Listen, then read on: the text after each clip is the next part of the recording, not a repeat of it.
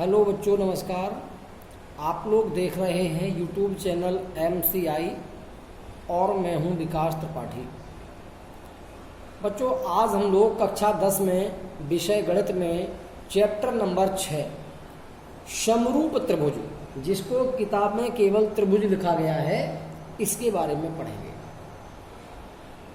बच्चों, वैसे सामान्यतः ये चैप्टर थोड़ा सा टफ होता है, लेकिन यदि हम लोग बहुत अच्छी से मेहनत करें, जो भी सूत्र बताए जाएं, परिभाषाएं लिखाई जाएं, उनको प्रतिदिन याद करें और प्रश्नों को प्रतिदिन हल करें, तो ये चैप्टर हमें सरल लगता है। बच्चों, हम जो परिभाषाएं आज आपको समझाने वाले हैं, इनकी PDF फाइल भी आपको भेज दी है।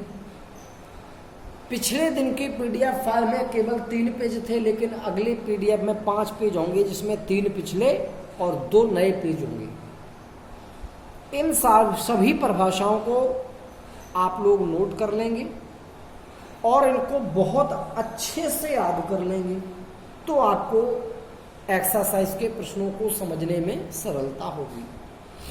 चलिए बच्चों, देखते हैं। सबसे पहली परिभाषा त्रिभुज किसे कहते? त्रिभुज की परिभाषा, किन्हीं 3 रेखाखंडों से घिरी हुई बंद आकृति को त्रिभुज कहते हैं। आप लोग ये चित्र देख रहे होंगे। यहां पर एक रेखाखंड AB है, दूसरा रेखाखंड BC है, तीसरा रेखाखंड CA है। इन रेखाखंडों से एक बंद आकृति बनी है, इसी बंद आकृति को त्रिभुज कहते हैं। ये जो चित्र बना है, इसमें जो त्रिभुज बना है, इसका नाम है त्रिभुज ABC। आकृति त्रिभुज को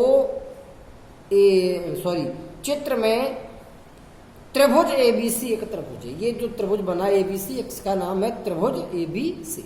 ये जो आकृति ऐसी बनती है, जिसको ये बनाया गया है, इसको त्रिभुज पढ़ते हैं।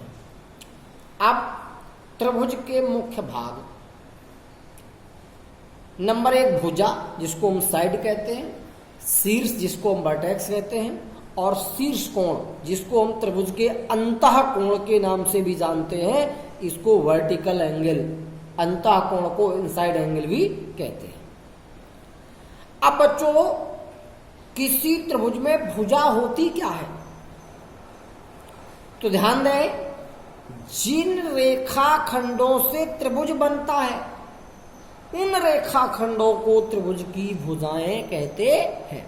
जैसे ये त्रिभुज है, ये रेखाखंड AB, रेखाखंड BC, रेखाखंड CA से मिलकर बना है, तो यही रेखाखंड AB, BC और CA इस त्रिभुज की भुजाएं हैं। हमने लिखा हुआ है, प्रत्येक त्रिभुज में 3 भुजाएं, 3 शीर्ष तथा 3 शीर्ष कोण होते हैं।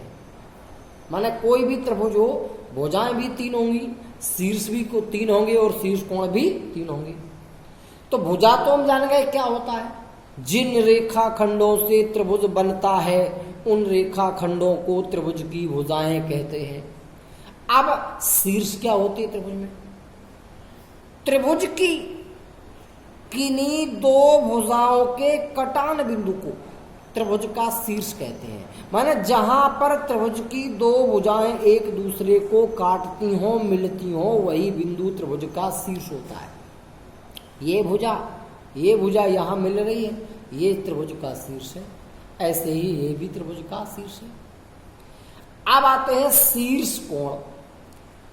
त्रिभुज की किन्हीं 2 भुजाओं के बीच के झुकाव को, ये जो दोनों भुजाओं के बीच में ये झुकाव है, इस झुकाव को ही त्रिभुज का कोण कहते हैं या त्रिभुज का शीर्ष कोण कहते हैं।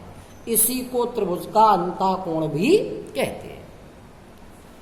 हमने नोट में लिखा था कि प्रत्येक त्रिभुज में 3 भुजाएं, 3 शीर्ष तथा 3 शीर्ष कोण होते हैं।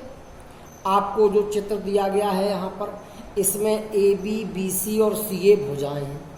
AB भुजा है, BC भुजा और CA भुजा है। फिर आ जाओ, ABC शीर्ष है, माने A जो है ये शीर्ष है, B बिंदु A शीर्ष है, C बिंदु A भी शीर्ष है। कोण A, कोण B, कोण C त्रिभुज ABC के कोण है, शीर्ष कोण है।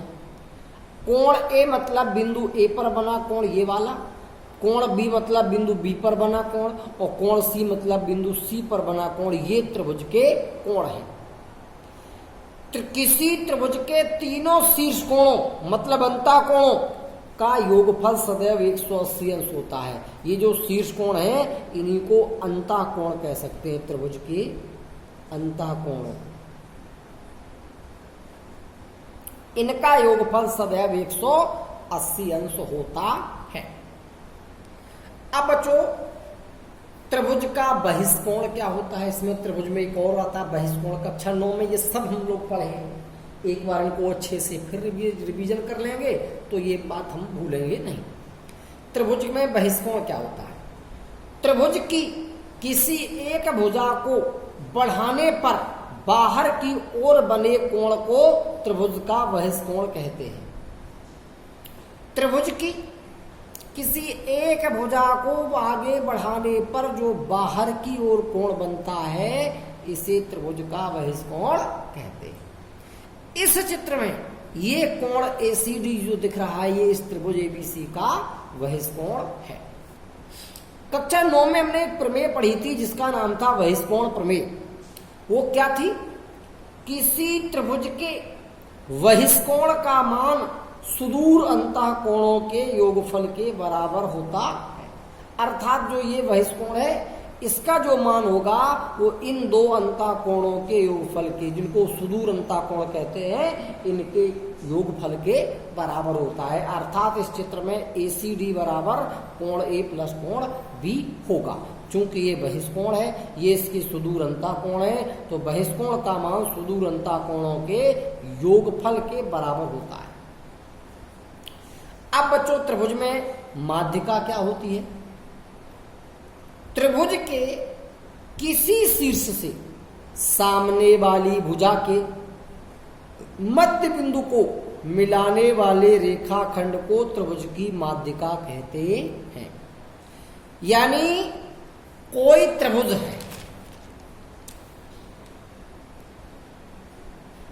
कोई त्रिभुज है, इसके किसी शीर्ष को सामने वाली भुजा के मध्य बिंदु से मिला दो। यहाँ पर D क्या है? मध्य बिंदु। यहाँ पर जो समान समान चिन्ह लगे हैं ये समान भागों को प्रदर्शित करते हैं। एक चिन्ह इसमें है, एक चिन्ह इसमें, मतलब ये भाग आपस में बराबर है। दो चिन्ह इसमें है, दो चिन्ह इसमें, मतलब ये आपस में बराबर है। इसी प्रकार ये आपस में बराबर है। और अगर ये और ये बराबर है तो D क्या हुआ? BC का मध्य बिंदु हुआ। तो त्रिभुज के किसी शीर्ष से सामने वाली भुजा के मध्य बिंदु को मिलाने वाले रेखाखंड को त्रिभुज की माध्यिका कहते हैं। बच्चों इस चित्र में AD त्रिभुज की माध्यिका है, BE भी त्रिभुज की माध्यिका है और CF भी त्रिभुज की माध्यिका है। अब केंद्रक, त्रिभुज की माध्यिकाओं के कटान बिंदु को त्रिभुज का केंद्रक कहते हैं। आप लोग देख रहे होंगे इस त्रिभुज में कितनी माध्यिकाएं हैं? 3। माध्यिकाओं की संख्या हमेशा 3 होती है। इन माध्यिकाओं का जो कटान बिंदु है, ध्यान रहे त्रिभुज की माध्यिकाएं हमेशा एक ही बिंदु पर प्रतिच्छेद करती हैं, मतलब संगामी होती हैं, और इनका जो कटान बिंदु होता है इसी को हम त्रिभुज का केंद्रक कहते हैं। इस चित्र में O जो होगा ये इस त्रिभुज का केंद्रक होगा। अगली हेडिंग शीर्ष लंब क्या होता है? त्रिभुज के किसी शीर्ष से सामने वाली भुजा पर डाले गए लंब को त्रिभुज का शीर्ष लंब कहते हैं। त्रिभुज के किसी शीर्ष से सामने वाली भुजा पर डाले गए लंब को त्रिभुज का शीर्ष लंब कहते हैं। ध्यान देने की बात है, यहां पर शीर्ष को कहां मिलाया था? मध्य बिंदु से, सम्मुख भुजा के मध्य बिंदु से। यहां मध्य बिंदु से नहीं मिलाया, यहां तो शीर्ष से क्या डाला गया है? लंब। ये लंब का चिन्ह दिखाई दे रहा है आपको, तो ये शीर्ष लंब हो गया। त्रिभुज के किसी शीर्ष से सामने वाली भुजा पर डाले गए लंब को त्रिभुज का शीर्ष लंब कहते हैं। तो APA, QB और RC जो हैं ये इस त्रिभुज के शीर्ष लंब हैं। अब लंब केंद्र, त्रिभुज के शीर्ष लंबों के कटान बिंदु को लंब केंद्र कहते हैं। यानी जहां पर त्रिभुज के शीर्ष लंब काटे, हमने बताया था कि त्रिभुज की माध्यिकाएं हमेशा एक ही बिंदु पर काटती हैं, ऐसे ही त्रिभुज के शीर्ष लंब भी हमेशा एक ही बिंदु पर काटते हैं। इस बिंदु को हम लंब केंद्र कहते हैं, ऑर्थो सेंटर कहते हैं। अब कोणार्धक रेखाखंड, त्रिभुज के किसी एक कोण को दो समान भागों में विभाजित करने वाले रेखाखंड को त्रिभुज का कोणार्धक रेखाखंड कहते हैं। माने त्रिभुज है, इसके किसी एक कोण को दो बराबर भागों में बांटता हो, जैसे ये भाग बराबर है, जैसे ये कोण बराबर है, जैसे ये कोण बराबर है। अगर किसी कोण को दो बराबर भागों में विभाजित कर रहा है तो वह रेखाखंड त्रिभुज का कोणार्धक रेखाखंड कहलाता है। यानी कोण को दो बराबर भागों में विभाजित करता हो तो कोणार्धक रेखाखंड कहलाता है। अब बच्चों, अंतः केंद्र, त्रिभुज के कोणार्धक रेखाखंडों के कटान बिंदु को त्रिभुज का अंतः केंद्र कहते हैं। त्रिभुज का अंतः केंद्र कहते हैं। हमने बताया था जिस प्रकार त्रिभुज की माध्यिकाएं और त्रिभुज के शीर्ष लंब एक ही बिंदु पर काटते हैं, इसी प्रकार से त्रिभुज के कोणार्धक रेखाखंड भी एक ही बिंदु पर काटते हैं और यही कटान बिंदु इसका अंतः केंद्र, इस त्रिभुज का अंतः केंद्र कहलाता है। अब बच्चों, भुजा का लंबार्धक रेखाखंड, ये क्या होता है? त्रिभुज की किसी एक भुजा को दो बराबर भागों में विभाजित करने वाले लंब रेखाखंड को त्रिभुज की भुजा का लंबार्धक रेखाखंड कहते हैं। त्रिभुज की किसी एक भुजा को दो बराबर भागों में विभाजित करने वाले लंब रेखाखंड को, माने ये रेखाखंड भुजा को दो बराबर भागों में भी विभाजित करता है, वो इस पर लंब भी होता है, इसे हम लंबार्धक रेखाखंड कहते हैं। लंब भी हो और अर्धक भी करता हो। तो त्रिभुज के किसी एक भुजा को दो बराबर भागों में विभाजित करने वाले लंब रेखाखंड को त्रिभुज की भुजा का लंबार्धक रेखाखंड कहते हैं। बच्चों, इस चित्र में PL, QL और RL जो हैं, ये इस त्रिभुज की भुजाओं के लंबार्धक रेखाखंड हैं। अब परिकेंद्र, त्रिभुज की भुजाओं के लंबार्धक रेखाखंडों के कटान बिंदु को त्रिभुज का परिकेंद्र कहते हैं। आप लोग देख रहे होंगे, आपने तीन चीजें पीछे पढ़ ली, माध्यिका, शीर्षलंब और कोणार्धक रेखाखंड। हमने बताया था ये सब तीन होते हैं और तीनों संगामी माने एक ही बिंदु पर काटते हैं। इसी प्रकार ये चौथा भी तीन होते हैं और तीनों एक ही बिंदु पर काटते हैं। माने जो भुजा के लंबार्धक रेखाखंड है ये भी तीन होते हैं और तीनों एक ही बिंदु पर काटते हैं। इनका जो कटान बिंदु होता है इसे हम परिकेंद्र कहते हैं। इस चित्र में जो L बिंदु है ये वाला, ये त्रिभुज का परिकेंद्र है। अब बच्चों, त्रिभुज के प्रकार, त्रिभुजों का जो वर्गीकरण है वो दो प्रकार से किया जाता है। एक तो कोणों के आधार पर और दूसरा भुजाओं के आधार पर। कोणों के आधार पर त्रिभुज तीन प्रकार के रखे गए, न्यून कोण त्रिभुज, समकोण त्रिभुज और अधिक कोण त्रिभुज। और भुजाओं के आधार पर भी त्रिभुजों को तीन भागों में बांटा गया है, समबाहु त्रिभुज, समद्विबाहु त्रिभुज और विषमबाहु त्रिभुज। देखते हैं बच्चों, सबसे पहले कोणों के आधार पर त्रिभुज के प्रकार। कोणों के आधार पर त्रिभुज कितने प्रकार के हैं? पहला बताया था हमने न्यून कोण त्रिभुज। इसको न्यून कोणीय त्रिभुज भी लिखा जाता है। न्यून कोण त्रिभुज कह दो चाहे न्यून कोणीय त्रिभुज। ऐसा त्रिभुज जिसके तीनों कोण न्यून कोण अर्थात 90 अंश से कम होते हैं उसे न्यून कोण त्रिभुज कहते हैं। आप लोग इस चित्र में देख रहे होंगे, इसमें जो तीन कोण हैं ये तीनों कोण इसके न्यून कोण हैं, 90 से कम है, 90 से बड़ा कोई नहीं दिख रहा है, तो फिर ये त्रिभुज जो है न्यून कोण त्रिभुज कहलाएगा। अब दूसरा समकोण त्रिभुज, ऐसा त्रिभुज जिसका कोई एक कोण समकोण अर्थात 90 अंश का होता है उसे समकोण त्रिभुज कहते हैं। आपको इस चित्र में दिख रहा होगा इसका कोण क्यू कैसा है, समकोण है, इसमें समकोण का चिन्ह भी प्रयोग किया हमने। तो ये त्रिभुज जो है इसे हम समकोण त्रिभुज कहेंगे क्योंकि इसका एक कोण 90 अंश है। समकोण त्रिभुज की क्वालिटी है जो हमने नोट में लिखी हुई है। समकोण त्रिभुज में समकोण को छोड़कर शेष दोनों कोणों का योगफल 90 अंश होता है। जैसे ये त्रिभुज है, इसमें ये कोण समकोण है, अगर इसे छोड़ दें तो P और R जो कोण बचे हैं इनका योगफल 90 अंश होगा। ये समकोण त्रिभुज की विशेषता है। तीसरा अधिक कोण त्रिभुज, इसको अधिक कोणीय त्रिभुज भी कहा जाता है। ऐसा त्रिभुज जिसका कोई एक कोण अधिक कोण मतलब 90 अंश से अधिक होता है उसे अधिक कोण त्रिभुज कहते हैं। आपको ये चित्र दिख रहा होगा, इस चित्र में जो ये कोण बाई है ये 90 अंश से ज्यादा दिख रहा है तो ये अधिक कोण है। अगर ये अधिक कोण है तो ये त्रिभुज जो होगा वो अधिक कोण त्रिभुज कहलाएगा। अब आते हैं भुजाओं के आधार पर त्रिभुज के प्रकार। भुजाओं के आधार पर पहला था समबाहु त्रिभुज, नाम से स्पष्ट है, सम बाहु समान है भुजाएं, अर्थात ऐसा त्रिभुज जिसकी तीनों भुजाएं आपस में बराबर होती हैं उसे समबाहु त्रिभुज कहते हैं। ये जो चित्र बनाया हुआ है इसमें देखो तीनों भुजाओं में बराबर के निशान लगे हैं, मतलब ये तीनों भुजाएं आपस में बराबर हैं, तो ये त्रिभुज कैसा त्रिभुज कहलाएगा, समबाहु त्रिभुज। समबाहु त्रिभुज में दो विशेषताएं, पहले तो समबाहु त्रिभुज का प्रत्येक कोण 60 अंश का होता है, कोई भी कोण देख लोगे 60 अंश होगा।